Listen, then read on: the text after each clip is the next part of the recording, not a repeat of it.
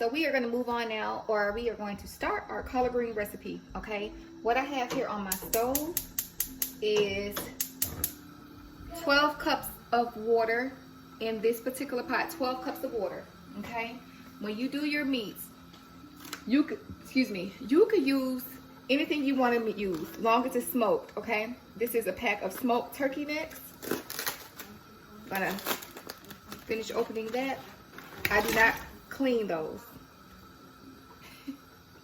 Right, then I have a pack of smoked turkey tails. I like to have these in the mix because to me it gives you that extra fat and oil that we're gonna need later, okay, to just kind of make our greens be a little slick and smooth. Now we're gonna move to the next step. You do this part first because you want, the purpose of doing this part first, let me say that. The purpose of doing this part first is to get your meat literally so shredded off the bones, or so tender off the bone, it's shredded up. It's just gonna be part of the mixture, okay? You don't really want a whole bunch of whole pieces of meat in collard greens, at least where I'm from, or at least how I make mine, and so far no one complains, okay? So you want to get this done before you even start picking your greens, which I'm going to show you guys that step next. But another thing, so go ahead and start your meat. 12 cups of water. That was about total 1.5 and then 1.4. So about 3 pounds of smoked turkey meat. Whatever you use, I use 3 pounds. Okay, I'm going to be picking essentially 2 bunches of collard greens, 1 bunch of mustard, and 1 bunch of turnip, if that gives you an idea of what you need to purchase. Okay, so I will meet you guys at the island to go over the next step.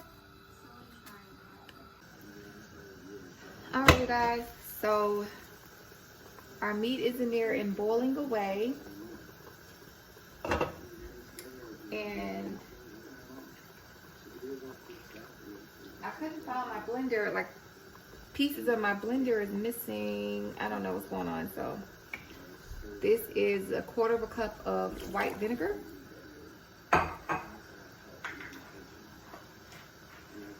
And we are going to add, excuse me, that was 1/4 cup. This is also 1/4 cup of vegetable oil. Okay.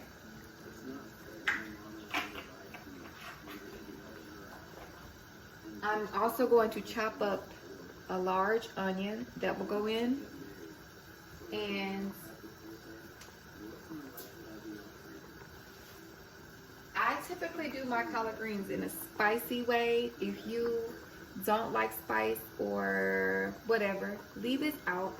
You could do half and take the seeds out, and do that. I do half. I take the seeds out on one side and the ribbing, and I leave the seeds and the ribbing on the other half. And that's what I do to just kind of try to balance that spice for people who may not be a fan as much. But heaping tablespoon of garlic, and we're going to do 2 of those. Another one. Generally, if my blender was all here working together, I would have blended this into a paste. I would have mixed my garlic, my jalapeno pepper, my onion, and my oil would have gone into, like, it literally would have been like a puree, and I would have put it in there. But I'm gonna have to chop it all individually, then add it. So that's that. So I will show you guys how I pick the greens. We'll wash them, chop them, add them to this. So we have quite a ways to go. Stay tuned.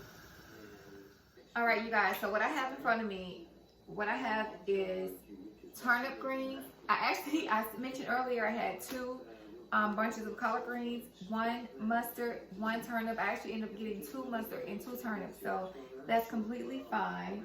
And you typically kind of deal with them the same, but there are a few differences. Let me grab a knife. So here's my knife. And I grabbed that for the collard greens. A lot of the time, this was 1 bunch, okay? So sometimes, depending on where you go, you get them bigger or smaller, okay? This is a huge bunch that I got from Kroger, actually. It looks like several in here together. So what you want to do, just to make your life easier, I just go ahead and take a knife and cut these off, okay? And then I keep me a bag, whatever bag they came in, I keep that to the side, and I toss that out at night. If you leave these in your garbage or whatever overnight or for a few days, it will have a smell so bad in your house, okay? So you want to throw away that.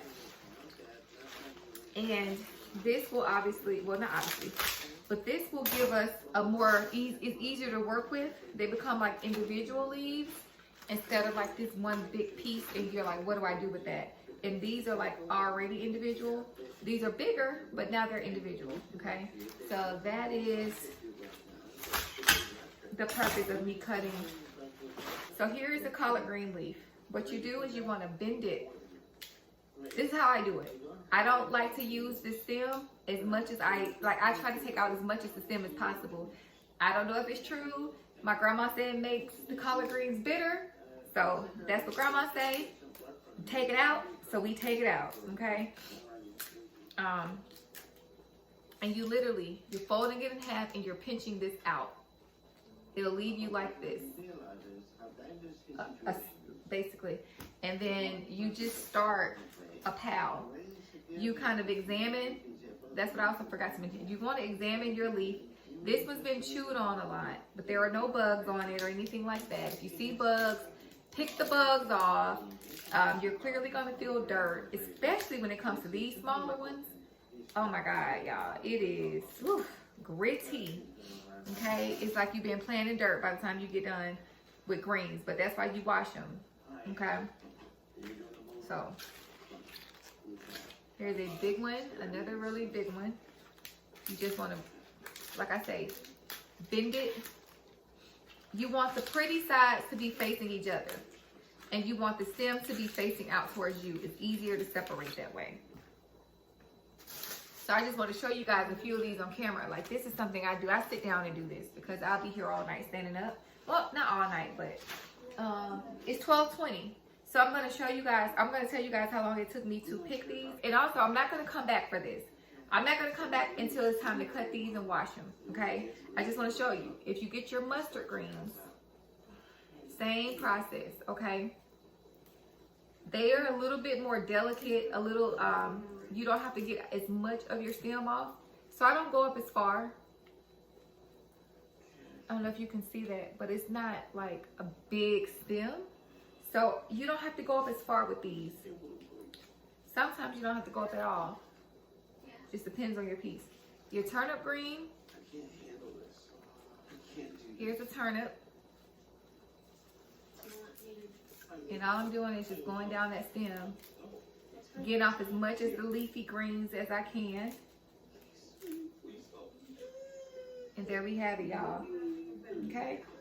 It's just that easy. It's just that easy. I like to add okra to my collard greens. Tonight, I decided not to do that because this is for a potluck at work. A lot of people don't like okra. They don't like the texture of it. And sometimes, honestly, I'll put it in there and don't tell people who claim they don't eat okra, and they tear them things up. But I don't like to make food and it goes to waste, or not everyone can enjoy it. So for, you know, co-worker purposes, I will not add okra to this mix, which is what I do at the very end step, which I'll mention, I'm sure, later when we get there. But y'all, that's it. That's all it is to picking. This is a turnip leaf. I'll show y'all one more time. See how it goes all the way down there? You can leave that if you want. I don't. I go all the way down and then back up again. Coming to Houston and seeing Dr. now just pushed me hard. There we go. But I'm still going. And that was a piece that dropped. I don't want to give up. And you want to layer them. That's another thing. Keep this in mind as you go. As you're cutting your greens, I mean, not cutting your greens, as you're picking your greens, you want to pile them like this. Because, and I'm going to show y'all why that's going to be important later. I'm telling you, it's almost like organizing, okay? You want to pile them correctly. You might end up, depending on how many bunches you have to pick, you're gonna end up with several piles of collard greens. And I'm telling you, I'm gonna show y'all show you all, excuse me, that's the country popping out. But I'm gonna show you all why it's important to stack them, because it just helps you in the long run. I promise you it will. And again, like I say, before you even start, you want to examine them. And you're just pinching. It's a pinching motion. You're gathering the leaf in your left hand if you're right-handed, or in your right hand if you're left-handed, and then you're pinching with the opposite hand. All right, you guys, I'm just about done. As you can see, I am on the turnips.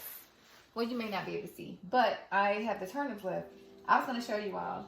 See how dirty? This is literally a patch of dirt on this turnip green. What I like to do is rinse that out individually. I rinse that before I put it over here in the pile, because they're already dirty.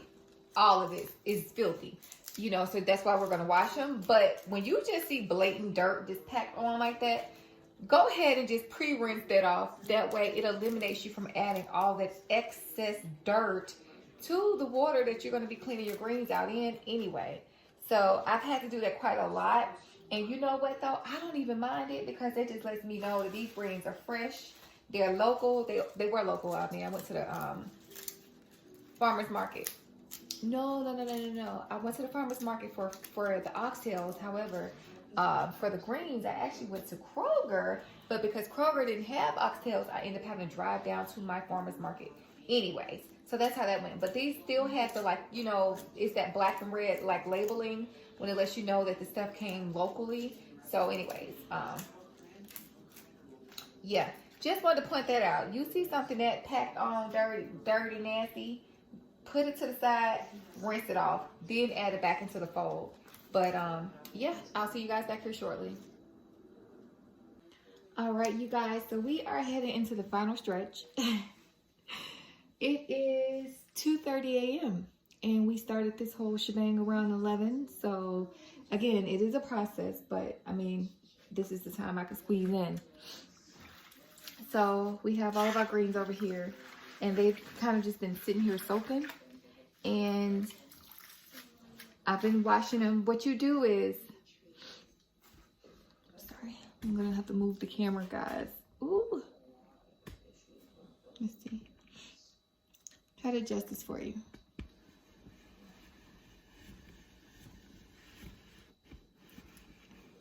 All right.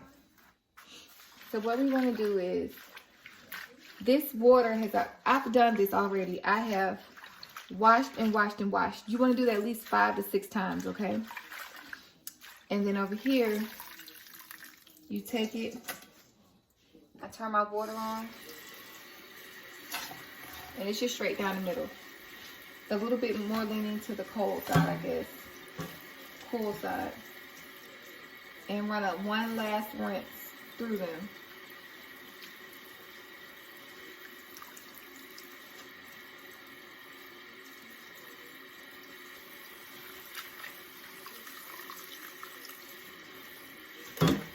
And I'm pretty much going to fill up this entire strainer.